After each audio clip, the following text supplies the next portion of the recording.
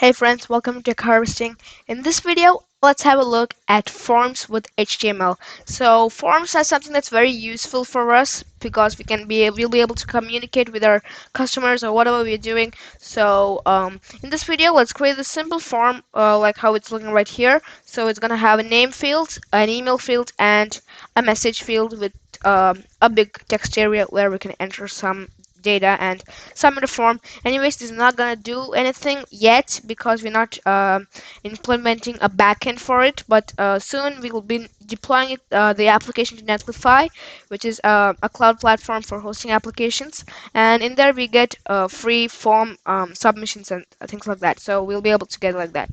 Okay, so if you want to grab the code from for the last video, you can get it from the GitHub repository right here in the description, and you can just go ahead and click this code button and click download zip, and make sure you choose part 5 in here. So let's start. This is the code from the last video, and let me jump back onto VS Code. The first thing we must do is to use the form element. So let's give a form in here. So you can do form and hit enter. Oops, I had caps lock turned on. Let's try it again. Form. And for now, don't look at this action and things like that. We'll just skip these things for now because we're not implementing a backend, so we're not going to do much with these forms. When we deploy to Netlify, as I told, we'll do a lot of extra things. For now, let's just give a form without any attributes. So now what we need to do is to create different fields for our form. So what do you mean by fields? If you think like that, this is a field, so this name is a field, email is a field, and also the text area is a field. So for adding the fields, first let's go ahead and type in input, which is the tag we're going to use. The input tag is the tag which helps us to have different kinds of text fields. So here also there's a name and ID attribute which we'll be looking at later. The name is used for submitting the form when we want to get the data from each of these fields. So if I write something down in here, and if I submit the form, I should get the data. For that is what the name field is used for. We'll have a look at it later, so not now. Let's just remove that. And also the ID field, it's actually mainly used for JavaScript and CSS, so when we need style or something like that, we won't have that also right now. So we'll just have input type equals text. So this type is another attribute. So you'll learn about the href attribute, the source attribute, just like that. This type is another attribute for these input tags. So now if you look here, we can see that we have this text with this input box with actually nothing in it. So that's the input box. Another thing we could do is we could give this light gray color like text in here. You see the final version, we have this light text in the background. For that, we're gonna give another attribute in here called placeholder. And you can give there anything, so you can give your name. Now if you come back and if you refresh the page, once again I'll just refresh, save, and refresh. um what's wrong? Yeah, it's already there, sorry. So there you go, placeholder.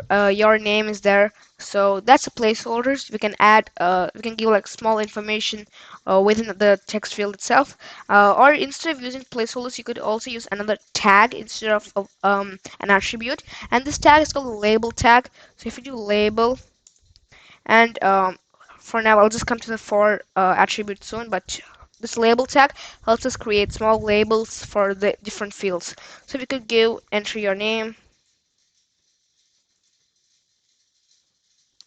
and if you go back here, you can see it's enter your name, and you're given the text field to enter the name. You could either do a placeholder in here, or you could do just this label, or you could do both also if you want.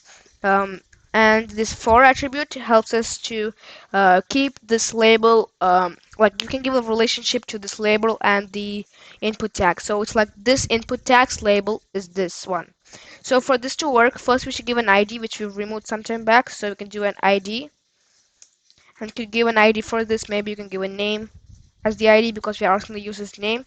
And Here in the for field, you have to give name, so you have to give the ID. It's not gonna change much. We don't have any other fields, so it's not gonna change, but we can give like that. So you could use this label, but I don't prefer using it, so I'm just gonna go ahead with the placeholder.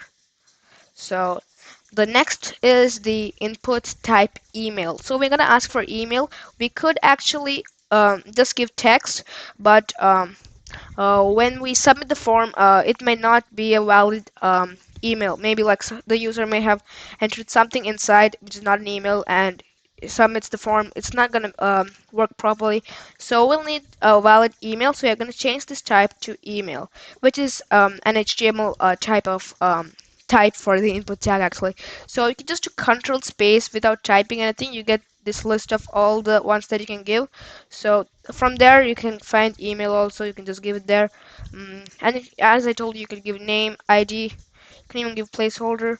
And if you're using a label instead of placeholders in here, you could also give that one there. You can give the ID. So for now, I'm using placeholder, and the placeholder is your email. Now if you come back and refresh the page, you see that there's your email in here. So that's cool. We have got two fields right now. I would like to have a small break in here, so I'm just gonna have a BR tag, which we discussed in a previous video on this anchor tags and BR tags. So if you didn't see the video, you can go ahead and check that out. I'll leave a description. I will give the link in the description. So that's one more tag there. Next, I told we are gonna add this big text field. First, let's do a small one and let's see how to make that a big field with another tag. So in here, let's go back to our code and let's give in an input. This is just gonna be a normal text, so let's just make it like that. If you go back right now, you're gonna find this small little thing in here. So to make it big, we're not gonna use the input tag, but we're gonna use another tag called text area. So you just type in text area. You get all these things. So these calls rows are the columns and rows, like how big and how small it's gonna be. Let's go with the default for now. I'm just not doing anything. And the name, as I told you, it's for getting the data when somebody submits the form. I'm not gonna do that right now. Let's do that when we deploy to Netlify. Let's remove that for now.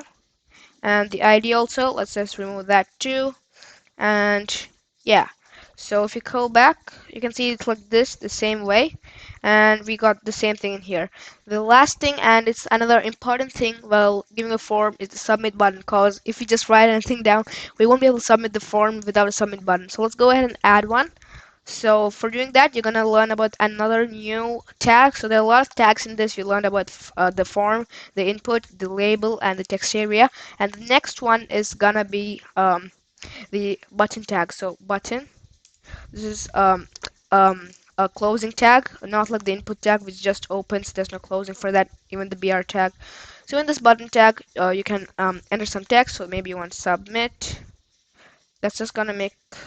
You can see that before I gave any text in there, it was just a very small kind of thing. You can see that it's very small.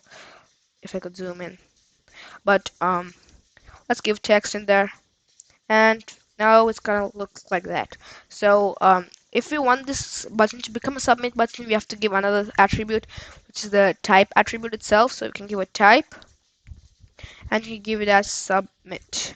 So what happens now, if we had to deploy this application and if we had a backend, what happened is that we had to enter all these fields, and we'll have to submit this form by hitting the submit button, and the things are parsed and we get the data which the user had entered. We could also add a heading in here, so I'm just gonna add an h1.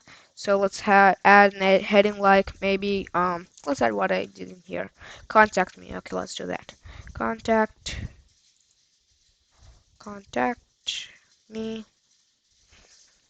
And yeah, that's a small heading there.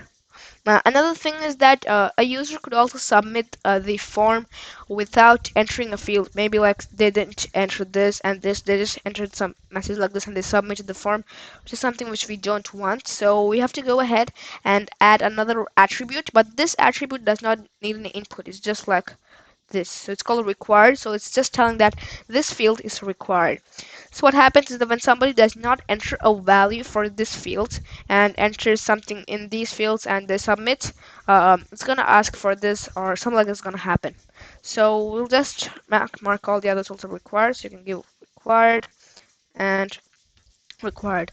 Now the thing is that we can't actually test the form because we're not having a backend or we're not deploying it yet. But yeah, that was it. So we will test it later once we deploy the application. And yeah, we'll see you in the next video. And do not forget to subscribe and hit the notifications to get the new video notifications. Bye guys.